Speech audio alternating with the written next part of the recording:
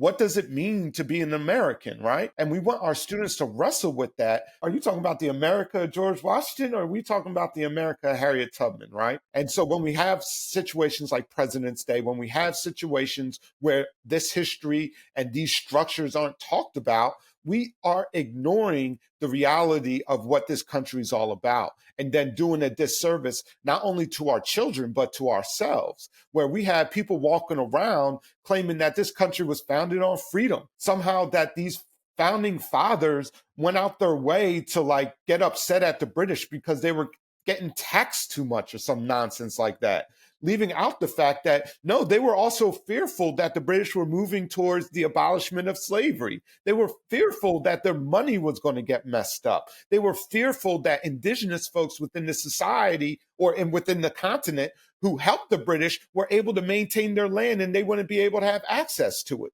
These are the complexities that we need to talk about in order to truly understand the exploitative reality of American capitalism and American society and the racialized aspect of how our society is structured even to this day.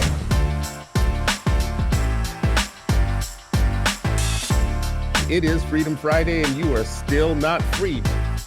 Welcome to another episode of Freedom Friday. It is Friday and you are still not free, but hopefully you will be freer after this hour with the guys and me. We're going to talk about President's Day today. It's our topic because many people in the United States are celebrating President's Day, and I never do. I feel left out of the festivities. For some reason, I never have. I don't even know until this show, I literally did not know what President's Day was or what it honored. I mean, do we have like a Congressman Day? Do we have like a Mayor's Day? Like, why do we have a President's Day? So anyways, I'm bringing it to my fellas here because they're the educators. They're the smart ones of the bunch. They're the best of the race, the talented 10th and all of that stuff. The super book learning, educated individuals. So brothers, let's talk about the American presidency, the American government, Black people's understanding of both of those things. And you know how like Frederick Douglass wrote that, what does the 4th of July mean to the Negro? I think this show should be about like, what does the American presidency and government mean to the Negro? Except for, now we're updated. We're fancy now. We're African Americans, some of us. I'm a Negro-Pean. I don't know about the rest of y'all. Some of y'all made it. Some of y'all are people that, Harriet would have left behind. But anyways, so let's start with y'all, brothers. First of all, how important in the milieu of all the holidays is President's Day to you personally? Mule. He called us. Yeah, I know. I had to get a little fancy. Well, listen, I got to up my game with you fancy Negroes. I know for one, I've never used that term, and I may have seen it in writing maybe 3 or 4 times in my entire reading. Stop that. All right, so y'all woke up. You wake up on President's Day. How important is it to you? What do you care? Listen, for me, it weighs in its importance as Flag Day. I don't know when Flag Day is. I don't know what it means. I don't remember when I first heard about it, besides looking at a calendar and just seeing like, how you look on calendars and it all have like Canadian holidays written in small print too. That's how some of these holidays are for me. It's like, oh, all right, well, Canada, this day is in Canada. It doesn't even register as anything. Like it's not even like, the bar of importance. It's a non-register, for me. And I would imagine like, I don't think we had this off when I was in high school. So again, it was just something that was on a calendar. I don't think it became a thing until I became a teacher. And by then I was already well set in my Blackness that I didn't care, unless you're talking about president of, I don't know, Jet Magazine or Ebony or something. I don't know. It's just American President Day is like, you might as well call it Oppressors Day. I did read something that it was to honor like 3 or 4 of their top presidents or something like that. But well, it's definitely to honor as bookends. It's George Washington and Abraham Lincoln. So one is supposed to be the father of democracy and the other is supposed to be the great emancipator. Those are the two presidents that are really highlighted with President's Day. And, it brings up for me, and Ish, I'll ask you, how you feel about this. I had a show yesterday with someone who feels slighted every time he hears a social justice warrior discounting the founding ideals of America, and the conversation, the way I framed it with him was, I understand how that is your religion. I understand how you have come to feel that reverence for the country. You should understand how we don't, right? Like we are living in two Americas, right? And you would think for the dominant group, the dominant racial group, they would be mature enough, politically mature enough to understand why we don't have the same religion and reverence for presidents. Ish, you jump in and tell me. If they were politically mature, they wouldn't have so much reverence, honestly. Well, I mean, see, now you're just getting racist. Now you're just being racist. Ish, how do you frame this out? Like when you think about our dual citizenship in the United States, do we feel any reverence for the presidency and the president and the Constitution and the structure of government that we live under? Well, first I gotta say it's another day off, so I ain't mad at that. And I think that goes for many people. Like it don't matter who they honor, and it's like, all right, we got off today. This is true. I would enjoy David Duke Day if it meant I didn't have to go to work. So, well, so let's. I'm not going to comment on that. But like celebrating a person like George Washington on that level, you might as well, right? I mean, the man was a slave owner.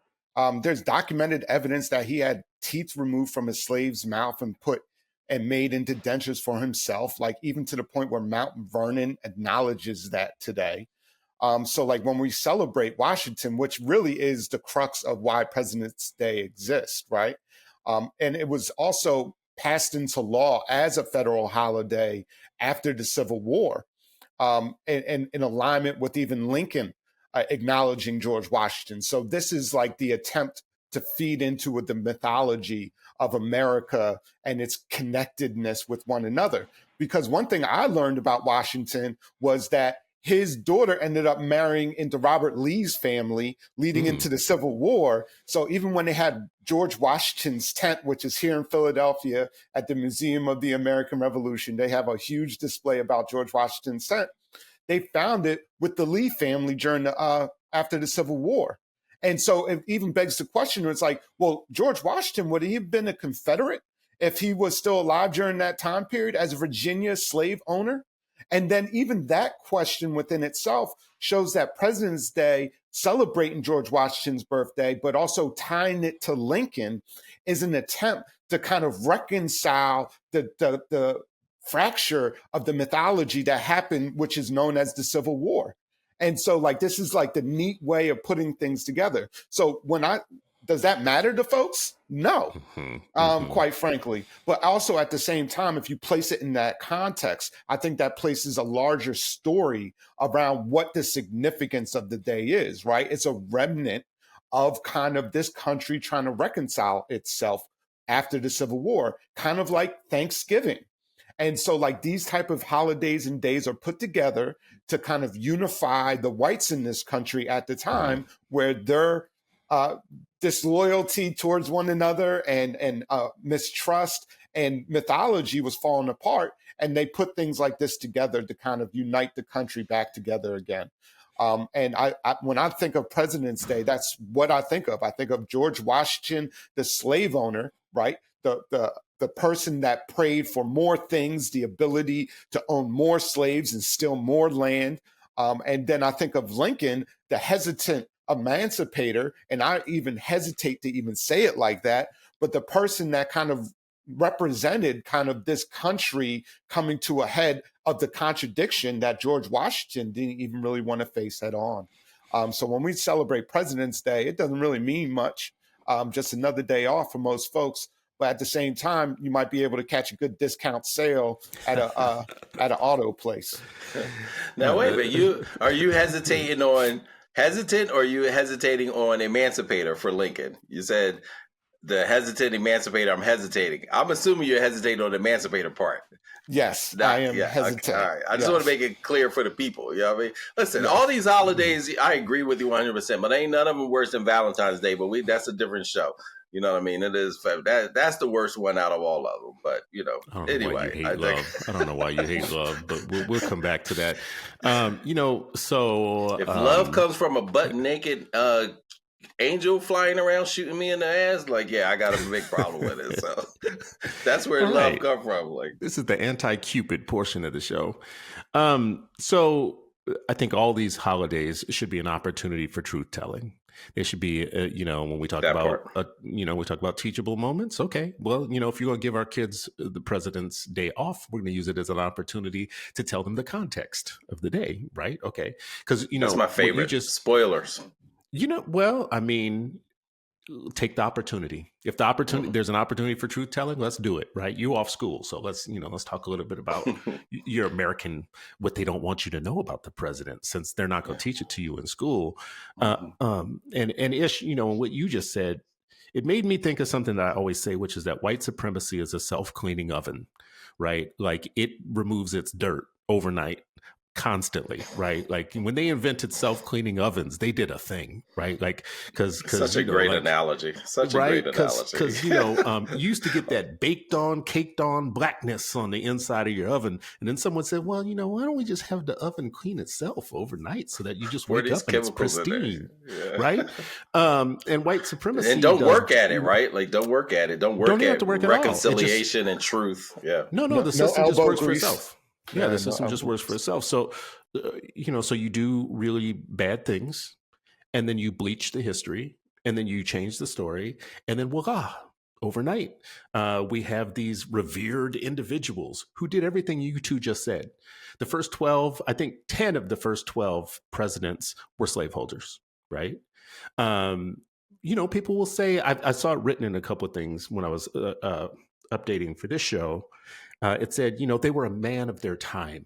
I hate that. Meaning like, so murder has always been wrong. Like murder's always been wrong. People have always done it, but it's always been wrong. So to say, well, he killed a few people because that's what people did back during that time. Well, wait a second now, especially those of us that have a biblical understanding of the world. God is unchanging, and the laws of God are unchanging through all times, meaning what you did wrong 200, 300, 400 years ago didn't make you a man at the time. It made you wrong then too, but you just didn't know it, right? Or maybe you did know it. Didn't care. And didn't care because, number one, there was a profit to be made. There's some people who will discount what we say about the negative and bad history as saying that was kind of like one of the necessary things for progress, right? Like, yeah, it was really bad. It was really bad, but it was necessary to create a great country. And look what you enjoy today. You're better off than if you had been left in Africa, right? That's what Bill O'Reilly said on Fox News years ago, that we should all be happy. We should be thanking the government, is what he said. Let me add a couple of data points here in the 1790s. And this all comes from whitehousehistory.org. It's about the White House and the presidents. In the 1790s, construction of the president's house began in 1792 in Washington, D.C., a new capital situated in a sparsely settled region far from the major population centers. The decision to place the capital on land ceded by two slave states, Virginia and Maryland, ultimately influenced the acquisition of laborers to construct its buildings, right? So this is something people all know. The White House, the nation's house, was built with the unpaid labor of enslaved people. In the 1800s, Thomas Jefferson was the first known president to use enslaved labor at the White House. He brought 3 teenage women with him to the White House from Monticello to learn the art of French cooking. Ursula Granger Hughes, Edith Fawcett, and Frances Hearn. Those are the three teenagers, African-American teenagers, that Jefferson brought with him. He wasn't the last. James Madison and James Monroe both employed a mix of free and enslaved Africans at the White House as staff members in the 1820s. Again, continued with free and enslaved staff members living in the basement of the White House. The basement, right? You know, the nation's house of freedom and justice and democracy and the world beacon of, you know, all those things I just said, you know, freedom, you know, all the things that the U.S. markets itself. I could keep going on. Y'all know this, like the 1830s, Andrew Jackson, widely considered one of the worst presidents for race ever in the history of presidents, and with good reason, brought with him enslaved people from Tennessee to the White House. And it just kept going on and on and on. Maybe this is what we should teach. Maybe this is part of what we should teach. Yeah, absolutely. I mean, I don't lose an opportunity to talk about not only those dentures, and Michael Cord, who's been on the show a couple of times, you know, usually put something out to remind people to keep teaching, you know, as you said, like every opportunity to combat this, the oven cleaner mentality and system. And my grandma used to say, "You got a way with words, Sonny." Like she was talking about you, Chris. You know, you got a way with words. You know, but also talking about before it moved to DC, the capital was Philadelphia. And, you know, and I think one of the times Michael Cord came on the show, he talked about the protests where they wanted to honor, you know, George Washington in Philadelphia. But as they were building this site, they found all these graves of enslaved people. And they just wanted to brush it over, hush it off, ship the skeletons off to somewhere, and then just keep it moving. And Michael Cord led a protest. You know, I was happy my mother took my kids as part of this ongoing reason. Like, no, you're going to acknowledge them. So they ended up placating and, you know, giving a little tiny, acknowledgement of what was happening. But, you know, people like Ona Judge, you know, Hercules, or other enslaved people. And there's a book about Ona Judge. I think it's called Never Caught or Never. That's just those two words, Never Caught. Yeah. And it talks about her. So I encourage, hey, families, before now, get the book so that on Monday, this is something that you can share, you know, talk about, read with, you know, your family. Let's start our book clubs again. In our family. Let's start the first book club. Don't run down to have the croissant and the coffee with your friends. Have your first book club with your people, you know, with your family, and make sure that they know about Ona Judge and Hercules and this so-called Oppressors Day. Yeah, and just to, damn.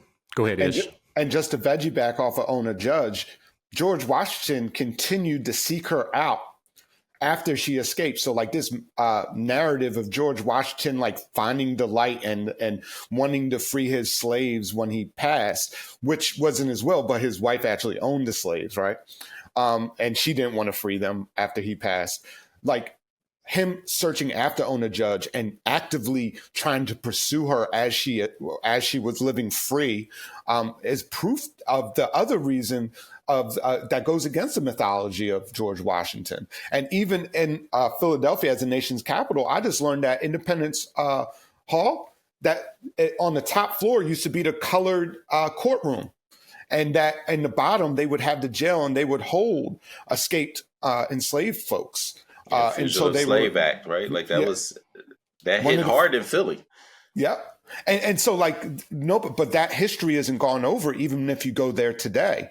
They want to focus on the Declaration of Independence and the Constitution, and they leave out that other part of history, which again, President's Day is kind of one of those days that represents that. It uncomplicates a very complicated and horrible and savage history that this country refuses to actually be honest about. And when we think of folks like Ona Judge, who escaped as, you know, I think she was a young adult when she escaped and she got away and got free. She was around Philadelphia's free Black population at the time, which was significant in numbers. And that even later on, Philadelphia free Black community played an active role in helping people gain freedom and help self-liberate themselves. And I think that's the story, right? We should take retake President's Day and then turn it into Own a Judge Day or Freedom Day or something like that, that reshapes the narrative. Because what is our focus when we're doing President's Day, except kind of trying to whitewash the real history and our real understanding? Yeah, all these things are like hidden in plain sight, right? Like all these stories and the narratives, like even the story of like, so at that time, Philadelphia or Pennsylvania, it was technically illegal to own people, human beings. So enslavement had been abolished in Pennsylvania at that time. And you could, if you were traveling through, you couldn't have them more than what, 6 months or 6 weeks? 6 months. 6 months. So what Washington would do is he would circumvent that by sending them out of the state and then bringing them back, right? So just to be like, all right, well, you're going to go out of the state because I'm at 5 months and 20 days. All right, get them out of here. And then the clock restarts. So even in the abolishment of enslavement, there's still all these loopholes that they would provide, for white supremacy to endure. Like, oh yeah, you can't have slaves here longer than 6 months. Not that you can't have them at all. If you're, you can't have them. If you're not a red, he's, from Virginia, he's here. You have 6 months before, because they recognize like, hey, commerce, profit, you're businessmen. You may have to travel with your enslaved human being, and we don't want to inconvenience you doing your own stuff. So yes, you can bring them, but you can't have this longer than 6 months because we don't want this to become reinstitutionalized here. Or when we talk about, everybody sees that photo of him crossing the Delaware River, and there's a single portrait. If you look closely enough, there's a black man on that boat. They don't talk about that black man's son, this child who was left to watch the horses, and then came back, he was frozen to death. They talk about all like, oh, the heroic crossing of the icy Delaware River. And there was a child, enslaved child, the son of the black enslaved person that was on the boat with you to do whatever bidding that you had. And when they got back, his son, like, I think about like with their father, they're in this war, they get back, and his son is frozen to death watching their horses. But yeah, let's celebrate George Washington. Let's ignore Ona, Judge. Let's ignore the little boy. Let's ignore Hercules, who was the chef, the cook at the time. Let's ignore the 300 enslaved people in tobacco. Let's ignore the torture of having your teeth removed, to create dentures, and the tobacco. When I was a teacher, we took our students down there, and I was so proud of my students because they're. The land of his plantation is now a museum kind of thing. Visitors, this is the hero. And the way that they try to talk about this, my students are 8th graders. They're like, oh no, where did they keep the enslaved people? And why does he have a back door from his room? Back then they had their own separate rooms, these men and women, right? He had a back door that led right to the cabins. Stairs that led to the cabin. They're like, is this what he was? Is that the stairs he used when he would rape them? And the guide is like, what are you talking about? He never raped it. They're like, oh yes, he did. So let's kick the truth to the young black youth, as Wu would say. Yeah, and he also had heated floors in that mansion. Just a little tidbit. In the 1700s, the man had heated floors. I'm sorry, just a little tidbit. No, that's actually like important information. Let's do a quick sidebar. I want to tell a quick story, a sidebar story. There was a woman, black poet woman named Phyllis Wheatley in history, American history. She's a very complex character. The people that enslaved her, the family that enslaved her, discovered in her a talent when she was young, and she reminded them of one of their white daughters that had passed away. So they, instead of putting her into the harsh work environment that most people would be put into, they did a countercultural thing by giving her the same education that they were giving their daughters. So she got to, as a young person, study the classics. She got to study Western literature and the Bible. And in doing that, she developed an intellect for speaking that back to those people, right? To the dominant class. She started writing poetry, and she wrote a poem about the president of the United States, George Washington, to which he read it. And he ended up writing her saying, I am not worthy of all this praise that you put into this, but I really think the whole world needs to see this. Like your skills and blah blah blah. Like he heaped praise on hers too, and the newspapers actually picked up her poem and spread it across the North. And before you know it, Phyllis Wheatley is this international Black poet, author, and a lot of people took this to mean that that their perceptions of Black people's intellect was wrong. That it was really more about the condition of Blacks rather than the genetics, right? Like she's proof that you can be trained and taught to do better. Upon seeing and hearing her intellect, Thomas Jefferson, the low key most asshole of assholio presidents ever in the history of presidents, right? Dude was a groomer, groomed children to become his concubines, cross dresser. There was that. Anyways, so let's stick to the story. He savaged Phyllis Wheatley, said that there was nothing showing of an intellect in her. As a matter of fact, it was imitation. It was derivative of, she was just like aping words. She was just like, she had learned to speak real good, basically, but there was no spark of imagination and intellect, which, as much as we can hold up the one, Jefferson was, so effusive about her and actually invited her to come meet with him, as a matter of fact, right? And then you have Jefferson. And out of the two, Jefferson's much more... Washington was the more effusive one. Washington was the more kind of effusive one. He actually was the one that gave up on slavery earlier than everybody else. Jefferson died with enslaved people. Washington freed his enslaved people, and he had come to the idea that slavery was bad before he died. Jefferson didn't. But it gets worse than that, because the intellectual tradition is locked up in the story I just told.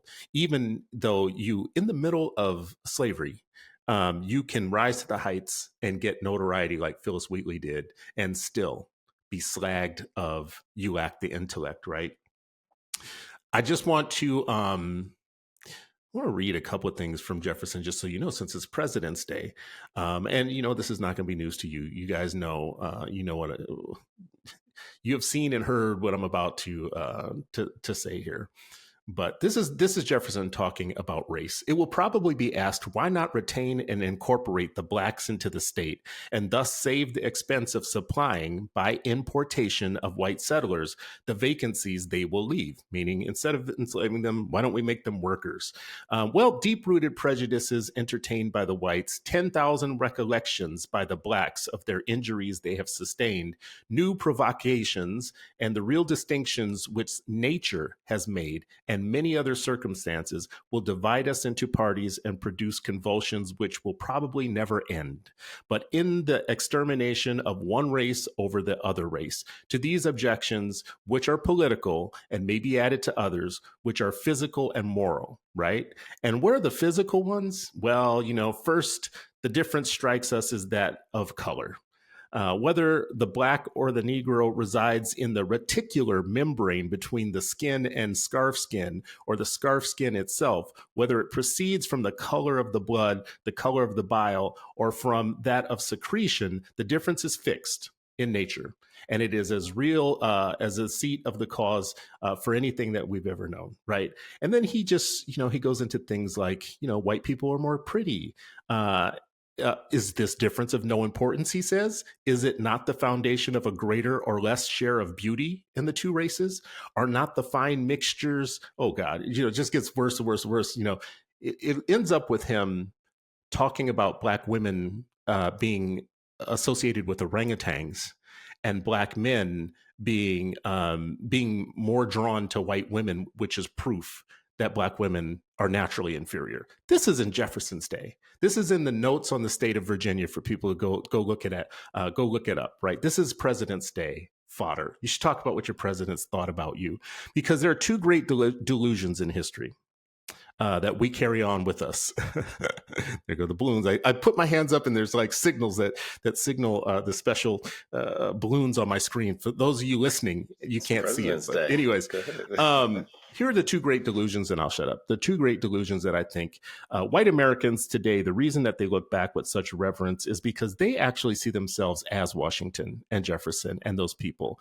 They actually, when they think about history, they think back then I would have been these dudes. That's a delusion. No, you wouldn't have. You would have been working for one of these dudes and they would have been treating you like shit, just like they treat everybody else like shit. So let's just start there, right? So the great delusion of, oh my God, we were Washington. No, you weren't Washington. You weren't Jefferson. You weren't Adams. You weren't none of this. Stop it. Just stop it. You were, your second day off the potato boat here from Ireland, working for these dudes, right?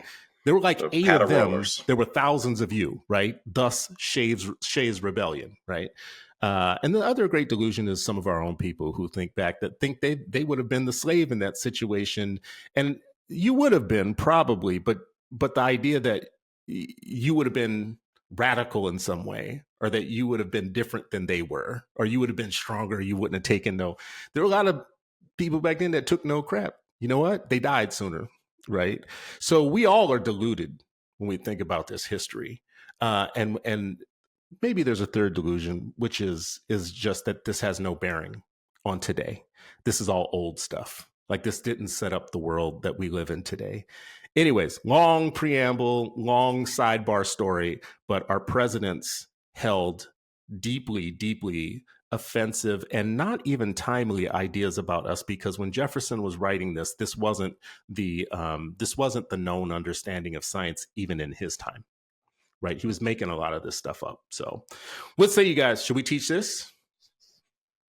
100%. And you should juxtapose. I've always think about like, in a classroom, I didn't teach this particular lesson this way, but I would do it today, is just having a side-by-side American dream versus American delusion. And they'd have to argue which one is more accurate, for most of the people. I absolutely should continue teaching this.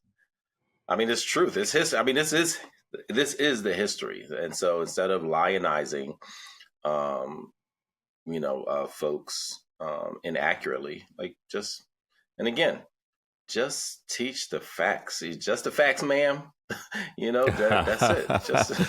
That's so old, bro. That is so old. Like people listen to this, are like, where did that come from? What is he talking about? Just the facts. Just the facts, man. Columbo. I didn't remember that. That's the thing. I wasn't able to watch TV, but there were certain clips and quotes that you saw in passing. Yeah. That's one of them. So you two live in Philadelphia with the hat. I don't know how it works in Philadelphia with your school system there, but I would think because you're such a seat of all this history that your young people would be more educated than the rest of the country on a lot of this stuff, because they're living right amongst all of this. That's Ish's job. That's Ish's right? job. That's his job. If it's not true, let's go. It's on you. If it's it's on you. But I will say this, and Ish, I'll bring you in on this, like whether or not you're doing your job. But there's this poll. It says about a quarter of Americans surveyed could name a single branch of government. 1/4 could name a single branch of government. The survey also found a decline in the number of respondents who could name any of the 5 freedoms guaranteed by the First Amendment. So we have people running around beating their chest about the First Amendment, and I have a First Amendment right to such and such. Okay, well, what are those rights? Well, hell, I don't know. But anyways, I got them. I know I'm supposed to have them. Couldn't name any of the 5 freedoms. Wow.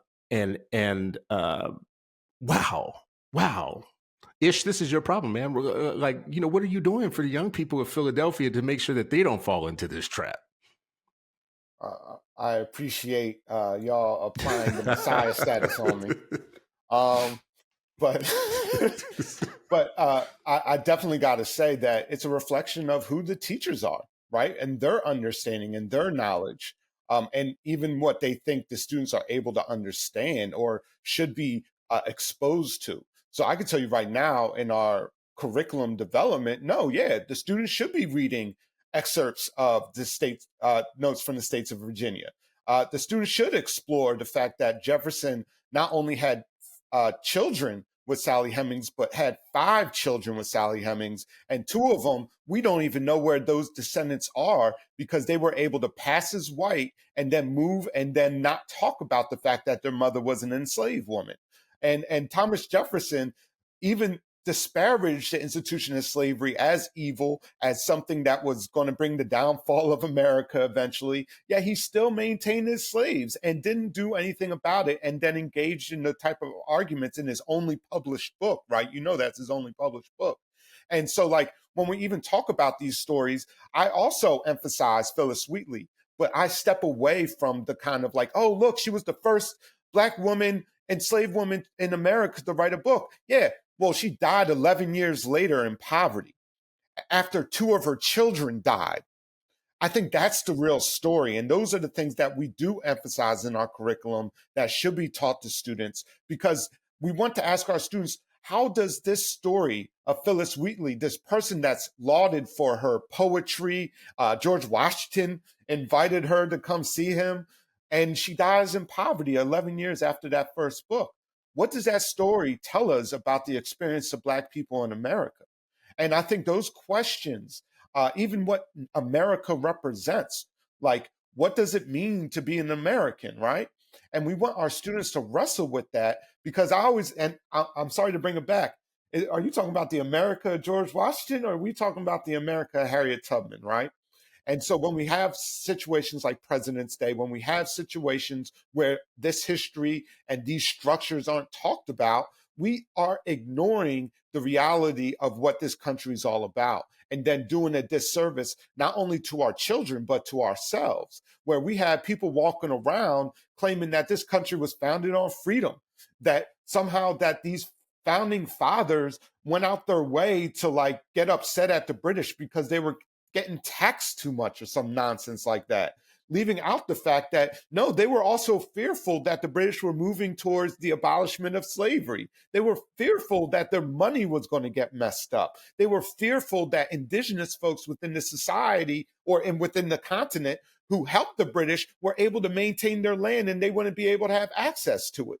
These are the complexities that we need to talk about in order to truly understand the exploitative reality of American capitalism and American society, and the racialized aspect of how our society is structured even to this day. So like you mentioned in 1790, all the things that happened. Well, also 1790, you see one of the first major laws, and that was the Naturalization Act, which basically said only white men could come to this country and become United States citizens. So we could draw a whole line from that to what it means today when we talk about, oh my God, like the attack on immigrants and how they're talked about and everything in some liberal circles. Is like, what are you talking about? This is America. Trump right now talking about deputizing the red state National Guard and going into other states and getting people who are illegal, who they call illegal immigrants, and then sending them back to their country. There's precedent for that within this society during World War I.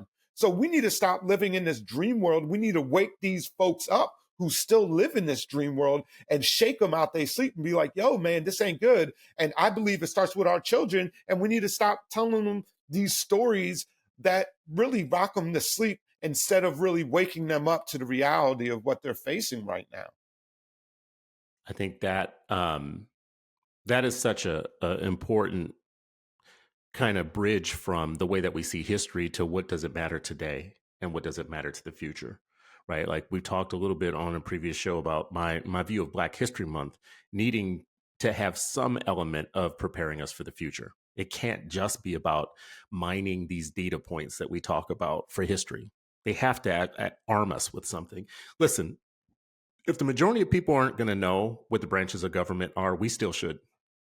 Right. If the majority of people aren't going to know what freedoms come with the First Amendment, we should.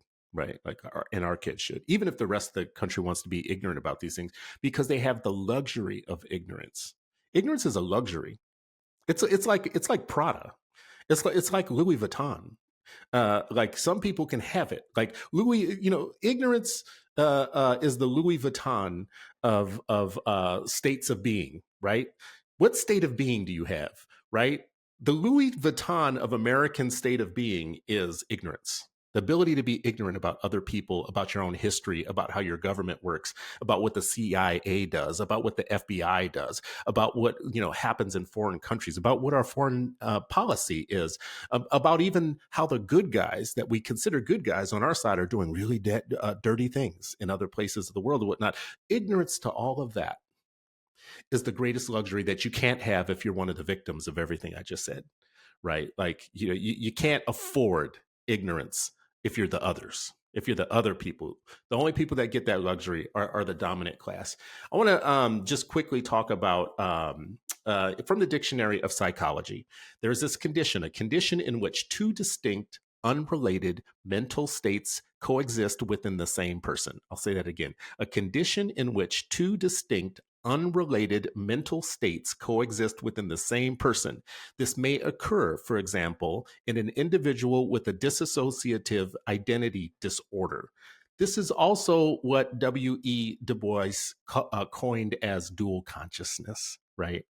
Double consciousness, right? It's a psychological term now. It's not just like some term made up by activist scholars, right? From Du Bois's day. No, it is literally an illness, a mental illness, and one that we all share, because what we just talked about, to be a president who talks about life, liberty, and the pursuit of happiness as you're enslaving and raping people, that's dual consciousness. Two mental states within the same person, right? That's an American problem. Dual consciousness, seeing the best of ourselves, and lionizing and valorizing presidents and the Constitution and all that, and ignoring the other state of being of what we do and how we got what we had now. Now, Ish, you blame it on capitalism. I don't like that because I like my iPhone. So I can't go all the way there. I'm not blaming it on capitalism. Don't get it twisted. I'm saying racialized exploitation. Racialized exploitation is capitalism and race, and those structures intertwine with one another. It's not just simply one or the other. So my iPhone is still okay. Probably not, right? Probably not. Ask the folks in the Congo. I was about to say, you got to look and see, is there racialized exploitation involved in creating it? Then, Well, what's the cure, fellas? What's the cure for dual consciousness? What's the cure for making sure that our children don't suffer it? And again, I want to say a condition in which two distinct, unrelated mental states coexist within the same person. How do we cure that? Brother, that's the $1 million question. That's the $1 million question, and I think but that's exactly, it's the right type of question, and this is the same question that I would, I'm going to start asking, my own children and students, like, how do you, resist it? I think what you try to do is resist it as much as possible, but you can only do that with more and more information, being able to connect the dots, to be able to be conscious, first of all, to at least be conscious about the hypocrisies that you may be wrestling with internally, right? So like, I think some of it is the first step, because I've met some of the most,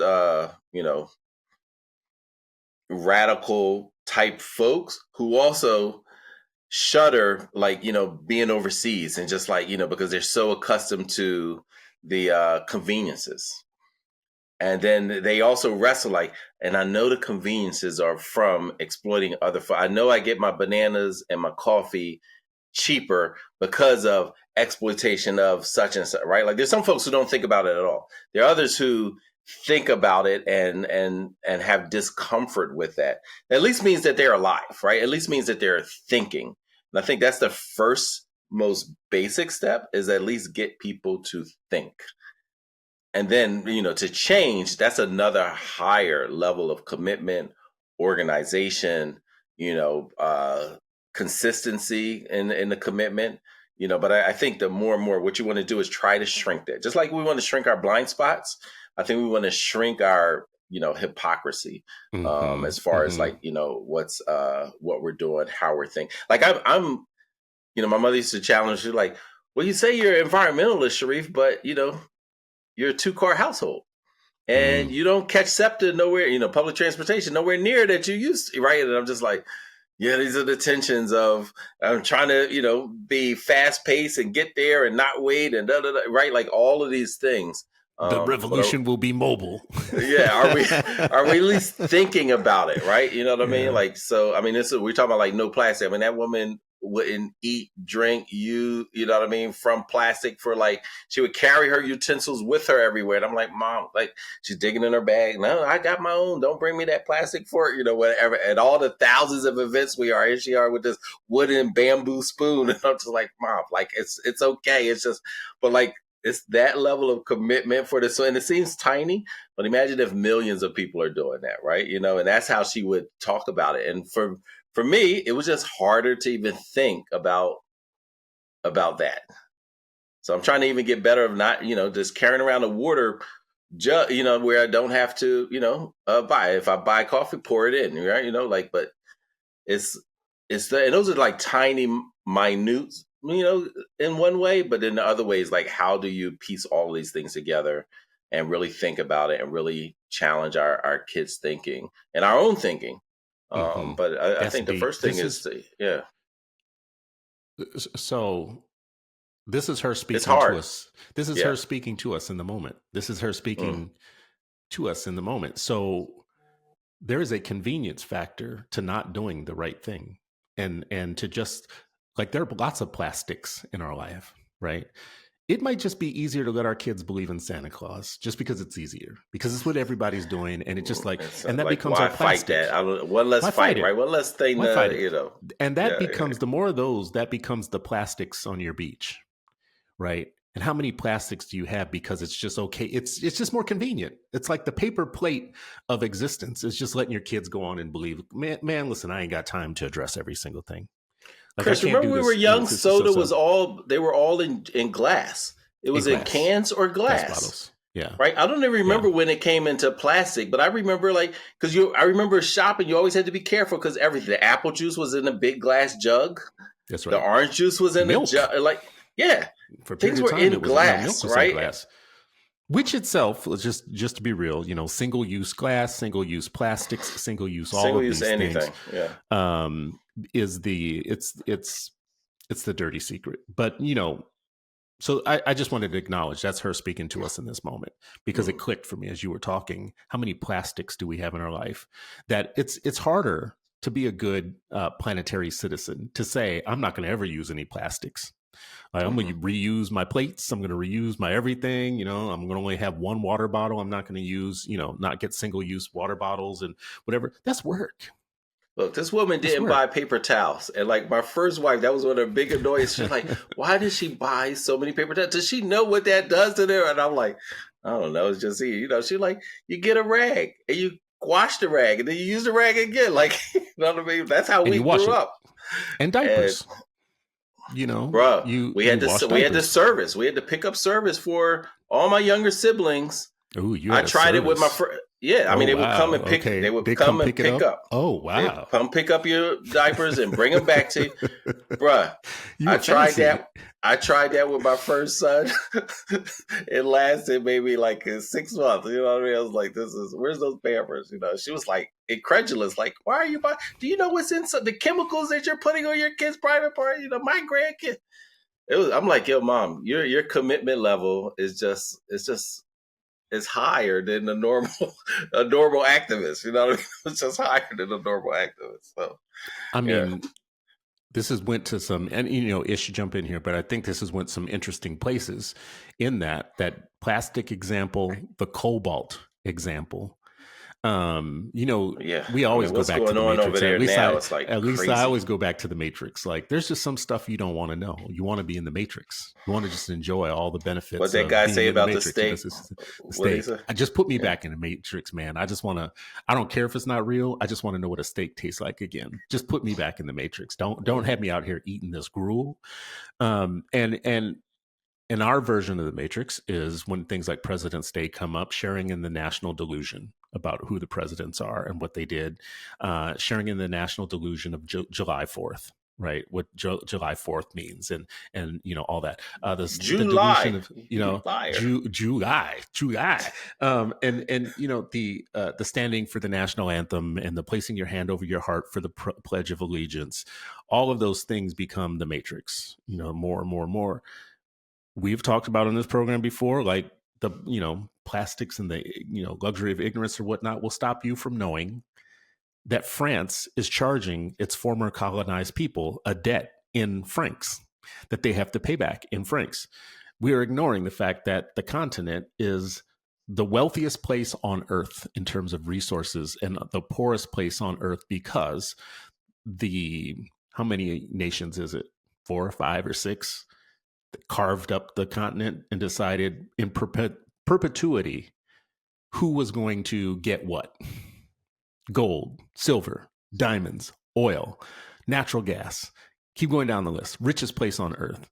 But the plastics, the luxury of ignorance would have us not think about it. Just enjoy the American standard of life. And I don't know what we do for our kids because our kids are spoiled. I don't know that I can do anything as a parent. And, I'm just being honest with you. I'm being real with y'all. Like I might be a single use plastic person because like I got multiple kids. I can't be bird dogging them all day long with some revolutionary stuff. Right. I just can't do it. I can't do it. Listen, maybe I'll send them to y'all house for camp, in the summer or something, because I can't do it. I can't do it. These jokers are on YouTube. They're playing Fortnite. They're, doing all the things that young people do. And they're getting so indoctrinated with all that stuff. And I'm just tired. I'm tired. I'm too old. I'm too old for this. You have to find your revolution somewhere else. I give up. I'm done. Here's your Apple Card. Go spend some money. A single-use Apple Card. I'm joking in a way, but this is work. Like to constantly have to be undoing the lies.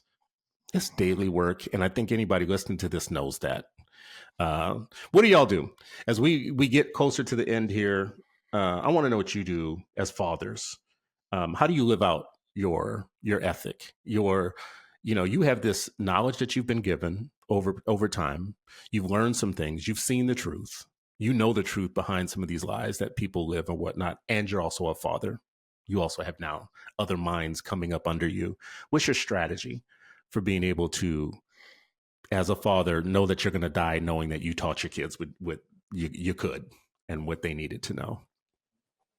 Well, first, I got to say, what you're talking about, like the more deeper existential kind of crisis of being able to even remove yourself from what has been created, right? I have those conversations with my sons. Of course, the level of that conversation has changed. My 17 and my 15-year-old definitely get it a little bit more heavy than my 12-year-old, but he's already starting to ask those questions and engage in those kind of like, what does that mean? How should we live our lives? That type of thing. And my whole mentality when it comes to it, like they don't get to play their music in the car. You know what I mean? Like I'm going to play my Dead Prez and you're going to be listening to it. Just the other day, my 17-year-old was like, we grew up with this music. He's like, I don't know why I know all these lyrics. I was like, because you were playing it while they were in the womb. Yeah. And I'm very purposeful like that. Right. And also with the television shows that we watch, right? There are things that I go out my way to make sure I put in front of them. But at the same time, what they're watching, I do kind of watch with them at times and interrogate some of the things to the point where, some of them get pretty annoyed at times. They don't want you in the room. Yeah. Perfect example, like Shirley Temple. Like when they ordered Shirley Temples when they were younger, I was like, Shirley Temple is a racist, right? Don't get Chris Stewart started on defending Shirley Temple. Shirley Temple was not a racist, bro. She danced with a blackface person, but like when she was like 4, she was an abused person. That was an abused child. Well, seriously abused. I'm not gonna go down that route, but I'm just gonna say. As much as they abuse us, they abuse their own. I'm just going to put it that way, too. Some of their own get abused. Exactly. And those are the conversations. But like even the level of it, like my oldest son, I remember when he was 3, said to us, I feel like I'm ugly because I'm too dark. And we had Marcus Garvey on his wall. Me and my wife went out of our way, but we realized we needed to go harder. So the second son, we went much harder, and he's probably the most revolutionary out of all of them right now.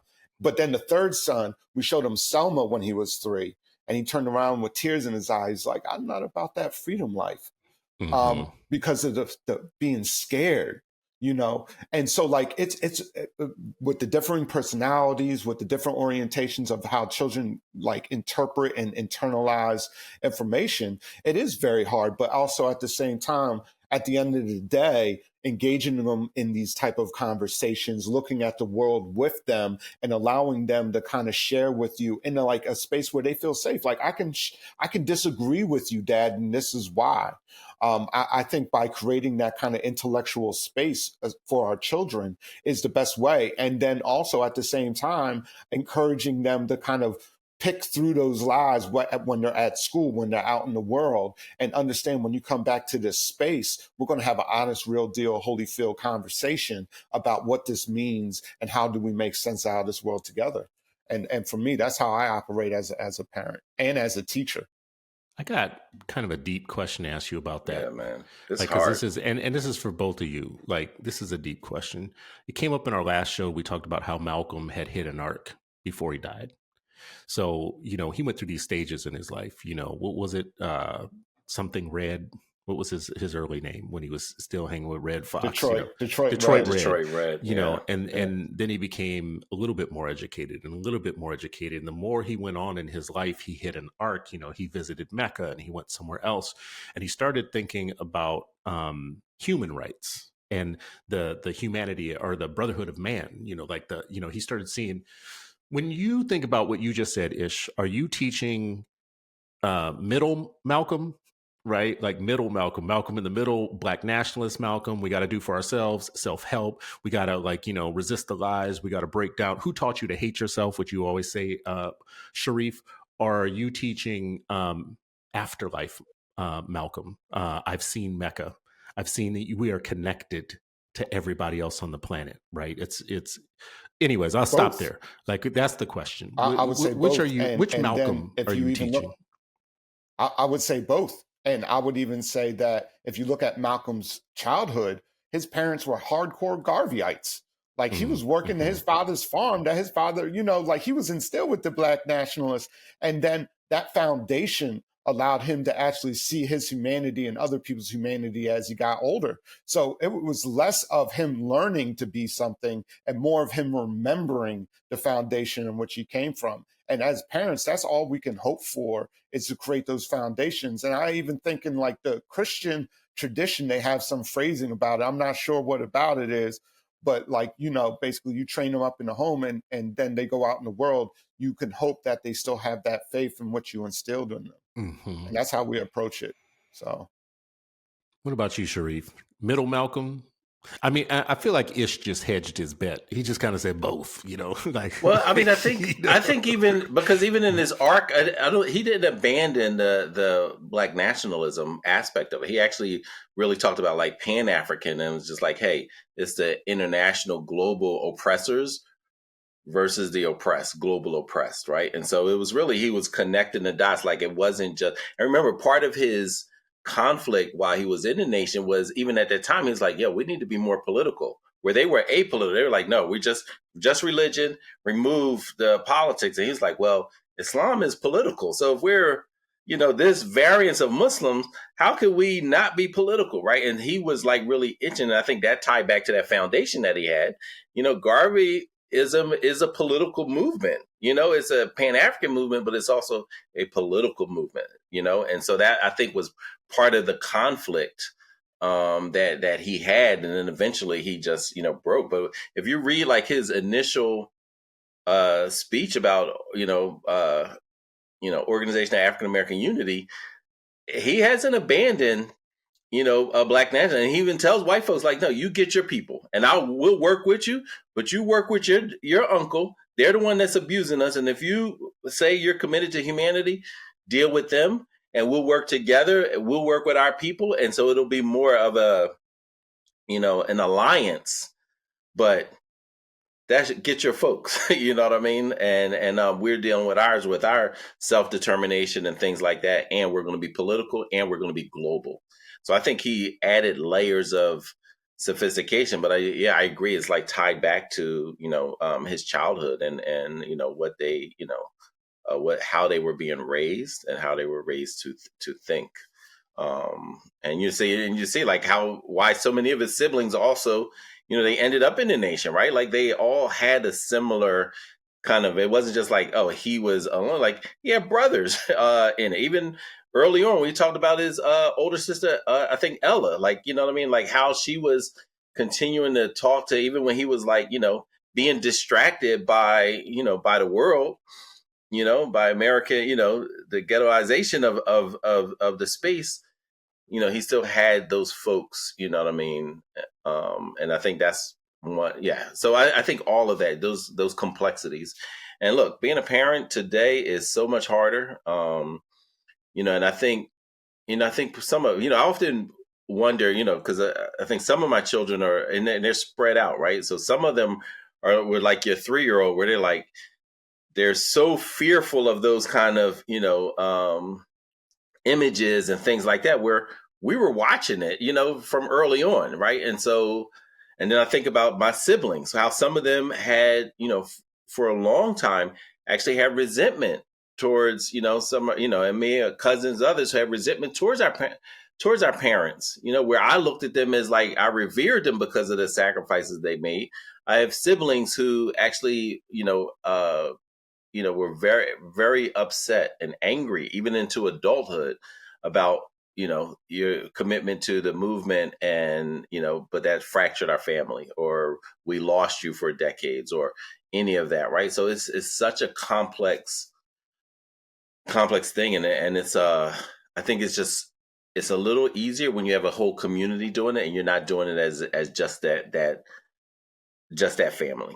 I think that when it's connectivity there, that's where I think I struggle the most, because I don't have a Nathal Musasa where my children are. I don't have this, so I try to make it like at least consistent in some place where they're hearing something, but even if it's a different tenor, even if it's a different voice, even if it's just a different, space, that they're hearing some level of consistency, like, just question things. And I think I don't even know if I'm at the point like, hey, change, because we were at the like, you're being raised to change this, change this, change this. I think I'm more or less like, hey, I'm trying to raise you to question it, just question things, just because I don't feel like I have the support of, I mean, we only knew activists and rebels, and where now it's way more open and porous, I would say, like, who they're connected with. They're not in that bubble that we grew up in. So it's harder. I mourn those days. And at the same time, I'm like, these, I got two of the most sensitive girls, I think, sometimes in the plane, more sensitive I ever met. You know what I mean? I'm trying to raise them in this way of just question things, but also not where they're just like frightful, at the same time. So it's hard. Well, it's tedious. It's a tedious thing to parent, because you don't want to take the joy out of their childhood, right?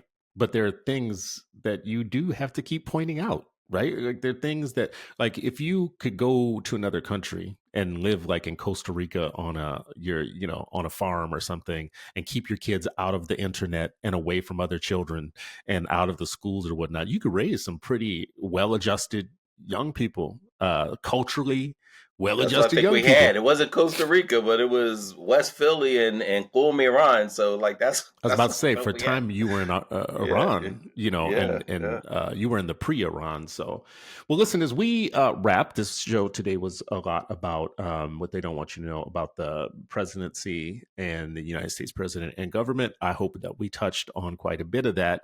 I'm going to say my last little piece here, and then let y'all do kind of a final word. But my final word on this is, after years and years and years after they're all presidents being white, something happened that I didn't think would happen in my lifetime, which was Obama was elected president.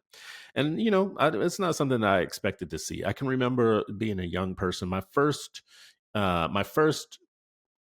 acknowledgement of there being a president or knowing that there was a president. I don't remember anything with Gerald Ford, but I do remember the day that Jimmy Carter got elected because our teachers rolled in TVs. Now, class, we gonna watch something that's very important. And, you know, they rolled a little TV in, and we got to watch, I think it was the inauguration, something he had won. Let's just put it this way. And Black folks were very happy that Jimmy Carter had won, right? Like, this is, I can't remember all the specifics, but I do remember he was considered a good guy. You know, he's like one of the first openly evangelical Christian presidents. He was one of, you know, the first presidents that like really saw being with the working class, and, you know, he campaigned with the poor, and, you know, he was a farmer, you know, and all that stuff. His brother was an alcoholic. So it was just like, he's like a regular person, and he cares about us. And that translated into Reagan, right? So all that stuff, I remember this great feeling about Carter, but then I remember when Reagan came in, and my dad was like, y'all about to get a rude awakening about all this, like the world's about to change. And I didn't know what that meant. I was too young. Looking back now, I know what it meant, right?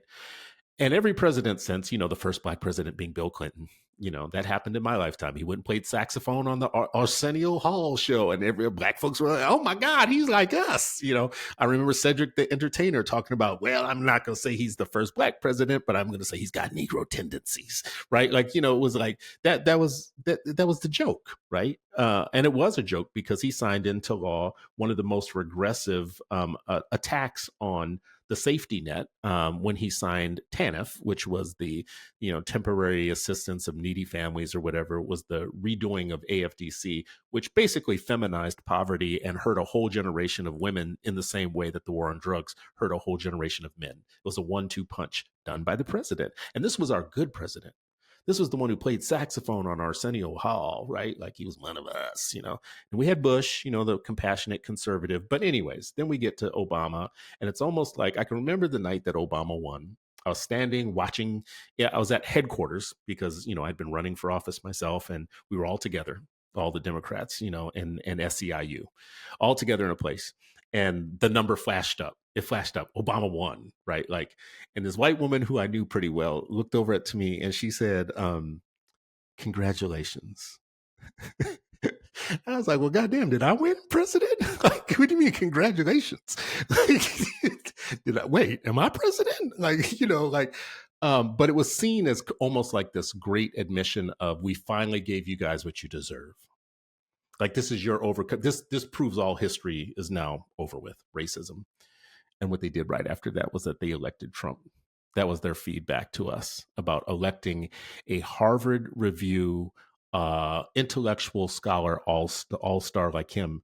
They brought us the most racist, corrupt, loudish person as a response.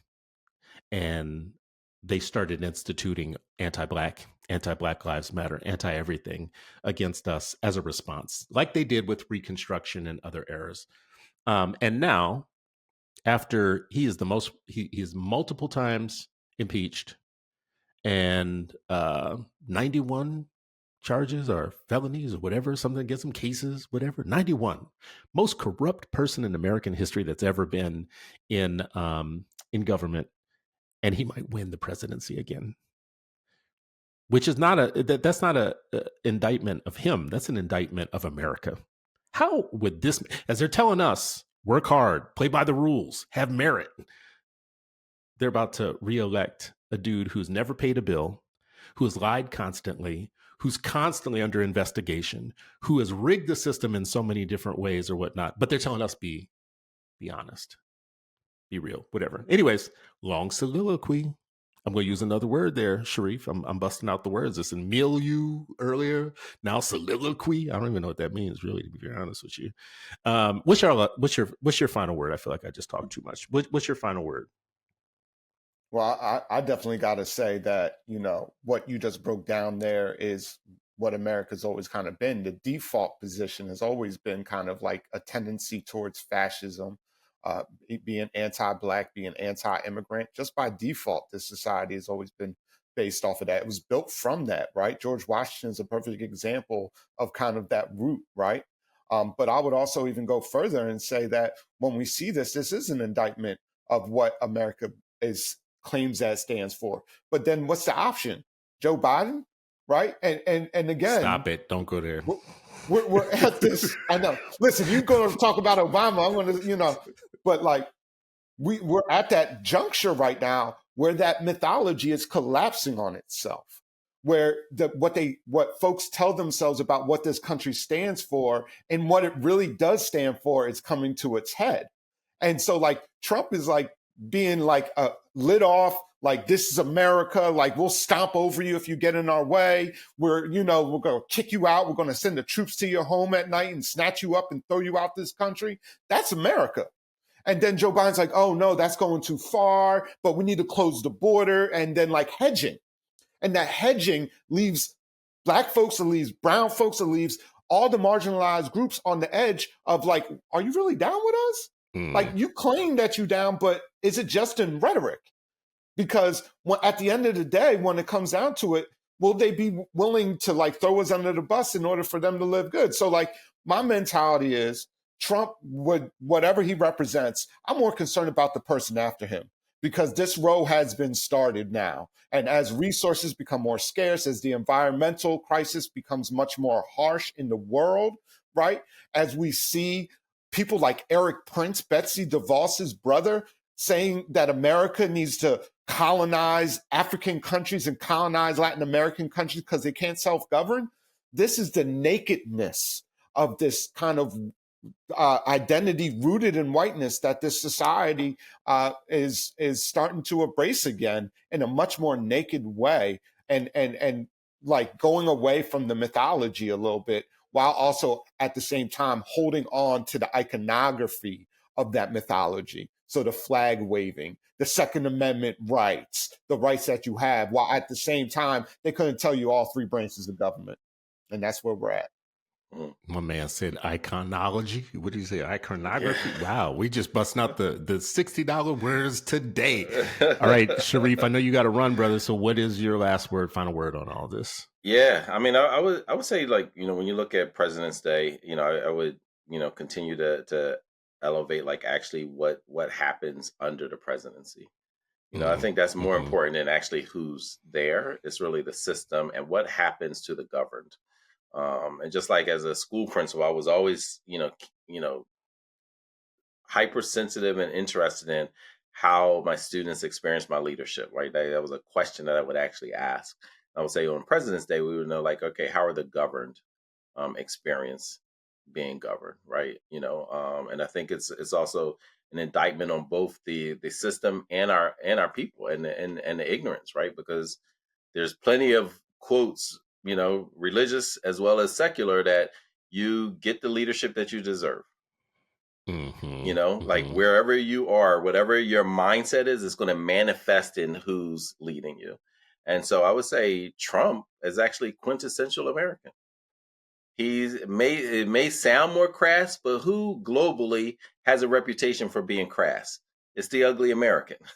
He's embodying what actually is American. The stereotype. Yeah. Yeah. Like in the stereotype, but also the policies that have been enacted, right? Which go beyond stereotypical behavior to actually implemented behavior, governed behavior, protected behavior, codified and connected to law and policy behavior. He's pretty consistent. We can't think that there were tens of millions who, voted and agreed with him. And I would also say there were tens of millions who didn't vote for him only because of how he delivered the message that they also believed in. Wow. And in their hearts, they voted for him. In their hearts. They just couldn't stomach. It was more pearl clutching than actual, radical disagreement too. They were just like, well, don't say it that way. Be kinder in your oppression. Be more benevolent as an oppressor. Like that's Called the way Negroes, to win. Not niggas. We've learned that from all of our project, our global domination project. We've learned that we should soften. That's what the anti-Trump vote was more about. Not anti-racism, not pro-humanity, not pro-environment. Very different conversations. So we got to also be careful about the people like never Trump. Like, yeah, but how about never racism? Like, where you stand on that part? Where you stand on never anti-blackness? Let me see where Yes. you are on there. And I will say this in I saw a stunning bullet point in prep for the show today that Jimmy Carter was the last president that literally called himself an anti-racist. He's the last president. Jimmy Carter was in the 70s. He left in 1980. He's the last president that literally straight up called himself an anti-racist. I'm an anti-racist. All right. Well, listen, this has been, I think, a great show. That's why he was a one-term president. One term. They were like, listen, I don't know what you're talking about, but that's un-American, bruh. You got to get that out of here. You Like, from Georgia too? down. What the hell matter with you? You know what I mean? I think in keeping with the theme of the show, always we should just make it forward looking and say maybe there shouldn't be a president's day this year. There's going to be an election. There's going to be a president. How we interact with that is something we should come back and talk about on a future show. But I will say this, Ish, it kind of came up in what Ish said for me, which is what I'm about to say is really provocative and crazy. But if Black people were true to their actual values in history, they would vote for Cornel West, right? He was just in Philly, I think, yesterday, right? If they weren't playing a pragmatic game, a political game like chess, they would vote for him, right? That would be the vote. But the only reason you can't do that is because it is a game, right? And the stakes are really high for life and death. And we should come back and talk about this. Today's been a show about the presidency and what they don't want you to know about the presidency. But our future talk, not in basis of history, but in basis of right now, this being an election year moving forward, we should be having a conversation, national conversation, as Black folks and as oppressed people and underworld people, to be having a conversation about what would be the most moral vote in this November for the person that's going to lead the free world, right? Like, who should we unleash on the world? And I think, if we were honest, it would be Cornel West. I can't even believe I'm saying it, right? Because I can't even believe it's coming out of my damn mouth, to be honest with you. That's how crazy the world is right now that I'm saying this crap. Anyways, this has been another Freedom Friday, and you were still not free, but hopefully you are freer after this hour with the brothers and me. We will catch you on the next episode. Thank you so much for listening. Thank you so much for teaching, and thank you so much for sharing this show with others. We appreciate you.